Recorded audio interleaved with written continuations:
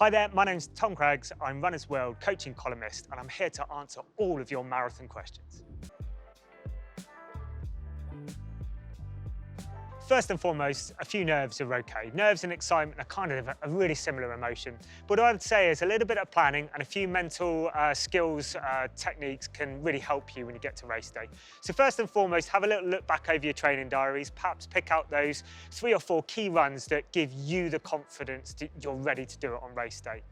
You might even perhaps dedicate the last few miles of the race to somebody really important in your life, and you know you won't let them down when it comes to it.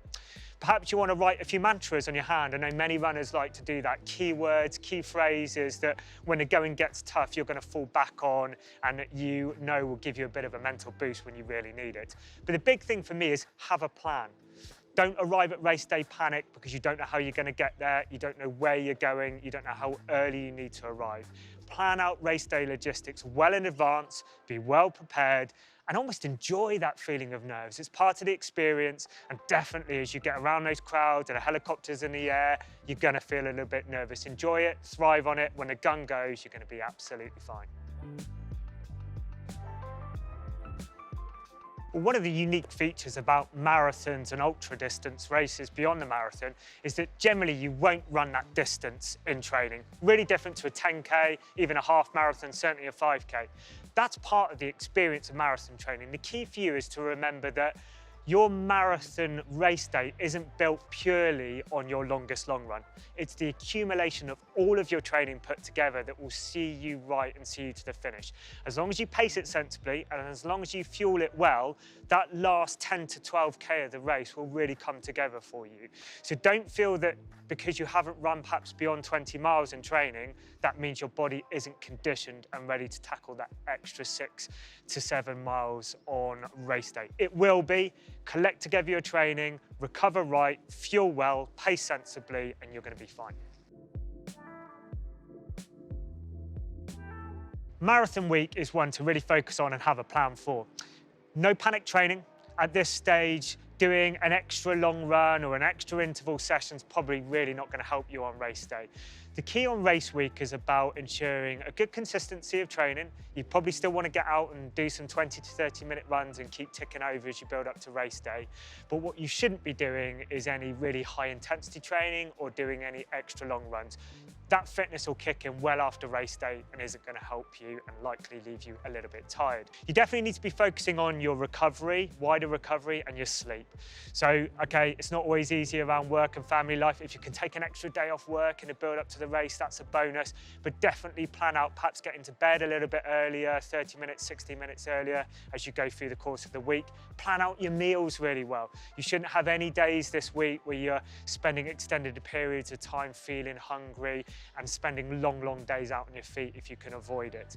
In the last 2 or 3 days before race day, you really need to be thinking about perhaps slightly uplifting your carbohydrate intake, making sure that you're getting in some high quality carbs, not leaving it all to the night before the race and having a massive pasta blowout that leaves you feeling bloated and uncomfortable on race day. Of course, make sure you stay well hydrated, but the key here really is to look after your body, wrap yourself up in cotton wool, tick over a little bit and make some good, sensible decisions and reassure yourself of all the good quality work you've done to keep your nerves in check.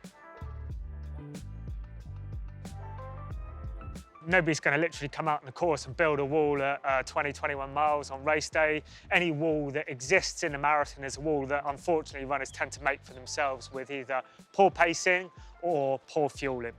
You need to be really honest with yourself about the training you've banked as you build up to race day and make sensible pacing decisions to account for that. If it's super hot, you're going to need to adjust your race day pacing and perhaps run a little bit slower. You need to stick to your fueling strategy and make sure you do that consistently as you build through the first half of the race. And if you get those things right, hopefully you should arrive at 21, 22, 23 miles where we typically think of the wall as existing, and you'll run through it and you'll feel good and you'll be passing other people and you'll gain confidence every mile.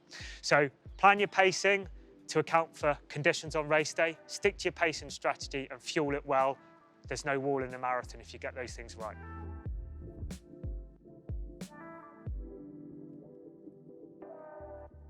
Mental skills training and having a toolkit of ideas to support you psychologically as you get to those tough miles on marathon day can be a really effective thing to do. For many people, mantras can provide a really good way to help keep a focus on what your body's doing, and that might be perhaps a short word or a phrase written on the back of your hand that keeps you focused as the going gets tough.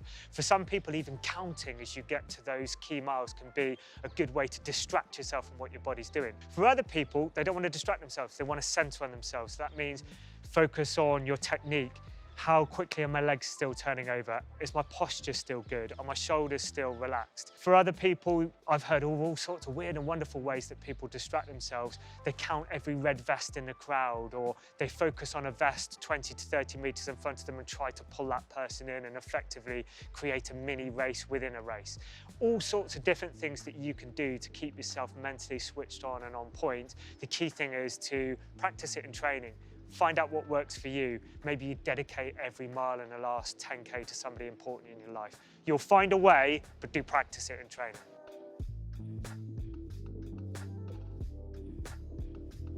Well, the recovery post-marathon is, of course, quite an individual thing. It will depend on how hard you ran your marathon, what your race day experience was like, and of course, what the rest of your lifestyle is like. But for most people, there is a big danger in rushing back too fast, too soon post-marathon day. That can lead to an elevated injury risk, but it can also lead you to feeling a little bit flat for an extended period of weeks. Your body is likely to still be recovering 3 or 4 weeks after marathon day. Now, that doesn't mean to say you need to take 3 to 4 weeks off completely if that's not right for you, but it definitely needs to be an adaptation of training and training sensibly. So perhaps at least a full week off would be a really good starting point. For some people, 2 weeks off completely. And then as you ease back, just easing back into some very short, very easy runs to allow your body to get back in the rhythm of training. Don't leave it too long though, because of course, if you leave it 4, 5, 6 weeks, you are beginning to start to get to a point where you're losing a fair bit of fitness you've managed to build up to race day. And what we want to do is get ourselves back into training, but at a slightly higher level than you started last time. And that's how we build up and increase our fitness as the months and years go by.